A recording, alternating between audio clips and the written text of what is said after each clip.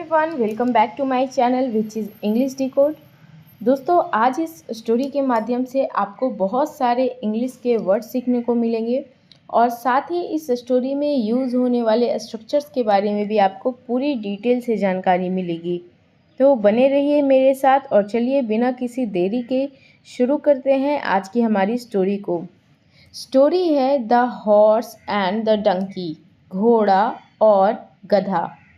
बड़े ही interesting story है। स्टोरी में बहुत सारे इंपॉर्टेंट वर्ड्स हैं, तो बिना स्किप किए वीडियो को पूरा देखिएगा। चलिए आगे बढ़ते हैं। Once a brave soldier had a swift horse. एक बार एक ब्रेव सोल्जर यानी कि बहादुर फौजी के पास था, क्या था? Swift horse. अब देखिए दोस्तों, स्विफ्ट का मतलब होता है फुर्तीला। स्विफ्ट का मतलब होता है फुर्तीला। तो क्या हो गया? फुर्तीला घोड़ा था किसके पास? एक फौजी के पास। देखिए यहाँ पे हैड है। जब भी हैज़ या हैव होता है तो वो पोजीशन बताता है। क्योंकि ये स्टोरी पास्ट में है इसीलिए यहाँ पे हैज़ या हैव की जगह हैड का यानी कि V3 का इस्तेमाल किया गया है। आगे बढ़ते हैं। And a hard working donkey, और एक मेहनती हार्ड वर्किंग डंकी था यानी कि गधा था। ही used the horse during the battles. अब देखिए इसका क्या मतलब हुआ। ही यूज्ड द हॉर्स, वह घोड़े को यूज़ करता था यानी कि इस्तेमाल करता था। कब? During the battle. बैटल का मतलब होता है युद्ध, लड़ाई। तो युद्ध के दौरान, लड़ाई के दौरान घोड़े को क्या करता था? इस्तेमाल करता था। The donkey had kept, the donkey he had kept, जो गधा। यहाँ पे द डंकी का मतलब हुआ जो गधा। जो गधा ही हैड केप्ट, उसने रखा हुआ था। ही हैड केप्ट, उसने रखा हुआ था। अब देखिए ये जो वाक्य है ही हैड केप्ट, ये वाक्य है पास्ट परफेक्ट टेंस का, जिसमें सब्जेक्ट के बाद हैड प्लस V3 का इस्तेमाल होता है। पूरा सेंटेंस पढ़ते हैं। The donkey he had kept, वो गधा जो उसने रखा हुआ था, कैरिड लोड्स ऑफ गुड्स, ढोता था। कैरी करने का मतलब होता है ढोना। क्या ढोता था? लोड्स ऑफ गुड्स, यानी कि बहुत सारे सामान का लोड ढोता था। जब देयर वॉज नो वॉर, जब कोई युद्ध नहीं होता था, कोई लड़ाई नहीं होती थी। So as to earn some money, तो उसे कुछ पैसे कमाने के लिए रखा हुआ था। अब देखिए पूरे वाक्य का मतलब समझते हैं शुरू से। The donkey he had kept carried loads of goods, जो गधा उसने रखा हुआ था, he had kept carried loads of goods, सामान ढोता था। When there was no war, जब कोई लड़ाई नहीं होती थी। So as to earn some money, ताकि वो कुछ पैसे कमा सके। सो एज यानी कि ताकि, अर्न सम मनी मतलब पैसे कमाना। अर्न मतलब होता है कमाना, मनी का मतलब होता है पैसे। आगे बढ़ते हैं। The donkey was jealous of the horse, जो गधा था, डंकी वॉज जेलस, जेलस होता था। किससे? घोड़े से। अब देखिए ये जो पूरा वाक्य है, ये वाक्य है पास्ट इंडेफिनिट टेंस का। कैसे? सब्जेक्ट प्लस वॉज या वर, जो कि सब्जेक्ट के अकॉर्डिंग लगाया जाता है, और उसके बाद ये पूरा ऑब्जेक्ट। अब देखिए जेलस का मतलब होता है क्या? जलना किसी से। जैसे जेलस सिस्टर, जेलस ब्रदर, इस तरीके से होता है। और जेलस क्या है? जेलस है एक adjective. Jealous of the horse, घोड़े से जलता था। एज ही थॉट, चूँकि वह सोचता था। थॉट का मतलब क्या होता है? सोचना। ये थिंक का सेकेंड फॉर्म है थॉट। सोचता था दैट कि the horse was generally enjoying ideal life, और क्या सोचता था? कि घोड़ा इंजॉय करता है आइडियल लाइफ, यानी कि एक अच्छा लाइफ इंजॉय करता है, ऐसा गधे को लगता था। वेयर एज का मतलब होता है जबकि। वेयर एज का क्या मतलब होता है? जबकि। जबकि he worked hard and earned livelihood, जबकि वह काम करता था। वर्क हार्ड, मेहनत का काम करता था, बहुत काम करता था। एंड अर्नड, लाइवलीहुड और आजीविका कमाता था। लाइवलीहुड का देखिए क्या मतलब होता है, रोजी रोटी। आप सीधा सीधा समझिए, लाइवलीहुड का मतलब होता है रोजी रोटी। तो गधा क्या सोचता था, गधा ये सोचता था, गधा क्योंकि जेलस था, तो गधा ये सोचता था कि जो घोड़ा है, घोड़ा क्या करता है, इंजॉय करता है एक आइडियल लाइफ, जबकि whereas he work hard, वह मेहनत करता है और अर्न करता है, यानी कि कमाता है, लाइवलीहुड यानी कि रोजी रोटी कमाता है। किसके लिए, फॉर द मास्टर, मालिक के लिए, and also for the horse, और घोड़े के लिए भी। ऑल्सो का मतलब होता है भी, ऑल्सो फॉर द हॉर्स मतलब घोड़े के लिए भी, और मास्टर का मतलब क्या होता है, मालिक। देखिए मास्टर का मतलब हम टीचर को भी मास्टर बोलते हैं और मालिक को भी इंग्लिश में मास्टर बोला जाता है।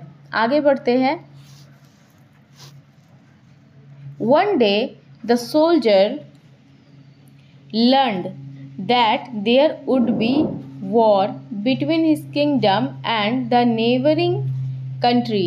One day यानी कि एक दिन, द सोल्जर लर्न, फौजी को पता चला। लर्न का मतलब होता है कोई भी चीज़ पता चलना, कोई भी चीज़ जानना।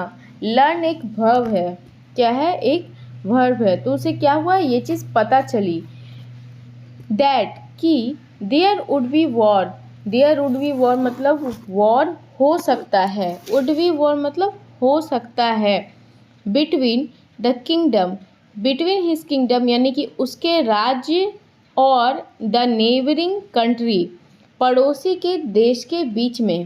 डंकी फेल्ट हैप्पी, गधा खुश हुआ, फेल्ट हैप्पी, फील का मतलब होता है होना, खुश होना, फील्ड हैप्पी यानी कि खुश होना। और यहाँ पे फील का सेकेंड फॉर्म फेल्ट का इस्तेमाल किया गया है क्योंकि ये स्टोरी पूरे पास्ट में है। गधा खुश हुआ, ही थॉट, वह सोचा, ही किसके लिए आया है, गधे के लिए आया है। थॉट यानी कि सोचना, विथ प्लेजर, खुशी से सोचा, oh the horse will go to the battle ground, घोड़ा बैटल ग्राउंड जाएगा यानी कि युद्ध के मैदान में जाएगा। बैटल ग्राउंड का मतलब होता है युद्ध का मैदान। अब देखिए ये जो पूरा वाक्य है, ये वाक्य है फ्यूचर इंडेफिनिट का। द हॉर्स विल गो, देखिए द हॉर्स हो गया है सब्जेक्ट, विल हो गया है वर्ब, ऑक्सिलरी वर्ब, और गो क्या हो गया है, V1। तो ये पूरा वाक्य जो है क्या में है, फ्यूचर इंडेफिनिट में। आगे बढ़ते हैं। तो and I will be free to enjoy here, और मैं यहाँ एंजॉय करने के लिए फ्री हो जाऊँगा यानी कि मुक्त हो जाऊँगा। सो इसलिए the donkey teased the horse, इसलिए गधे ने टीज किया घोड़े को। देखिए टीज करने का मतलब होता है छेड़ना।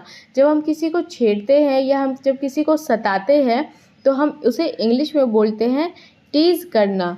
तो गधे ने घोड़े को टीज किया, छेड़ा। But just then, but just then, पर तभी, पर तभी अ मैसेज वॉज रिसीव्ड, एक मैसेज रिसीव हुआ यानी कि एक मैसेज प्राप्त हुआ। अब देखिए दोस्तों ये जो वाक्य है, ये वाक्य क्या का है, ये वाक्य है पास्ट इंडेफिनिट के पैसिव वॉइस का। मैंने आपको बताया था जब भी सब्जेक्ट के बाद वर्ज या वर रहे और उसके बाद भी3 का इस्तेमाल किया जाए तो वो वाक्य होता है पैसिव वॉइस का, पास्ट इंडेफिनिट के पैसिव वॉइस का। तो क्या किया गया, एक मैसेज यानी कि एक संदेश रिसीव किया गया, that a treaty had been signed, treaty had been signed. अब इसका क्या मतलब हुआ, देखिए ट्रीटी का मतलब क्या होता है, ट्रीटी का मतलब होता है संधि, इंग्लिश में बोले तो संधि। और अगर और भी डिटेल से बात करें तो ट्रीटी का मतलब होता है शांति संधि, जिसका मतलब होता है समझौता। तो दैट अ ट्रीटी, समझौता, हैड बीन साइंड, साइन कर लिया गया था यानी कि जो वॉर का सिचुएशन था वो क्या हो गया, ख़त्म हो गया। सो इसलिए there would be no war. अब आगे देयर वुड बी, कोई वॉर नहीं होगा, वुड बी नो वॉर, कोई वॉर नहीं होगा। आगे बढ़ते हैं।